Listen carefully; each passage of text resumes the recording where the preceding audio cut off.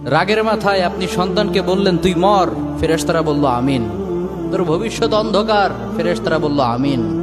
রেগে মেগে আপনি আপনার মেয়েকে বললেন জীবনেও তোর কপালে স্বামীর ভাত জুটবে না, ফেরেশতারা আবারও বলল আমিন। আচ্ছা, আপনি না সেই ব্যক্তি যে তার নিজের জীবনের চাইতেও সন্তানকে বেশি ভালোবাসেন? আপনি না সেই ব্যক্তি যে তার সন্তানের জন্য হাসতে হাসতে নিজের জীবনটাও দিয়ে দিতে পারেন?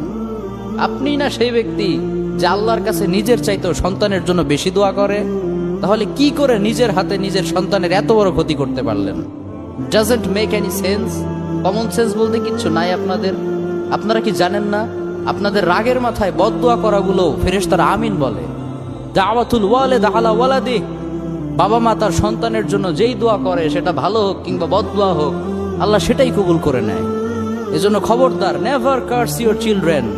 রাগের মাথায় কখনো সন্তানকে অভিশাপ করবেন না। খুব বেশি রাগ উঠে গেলে তার জন্য উল্টা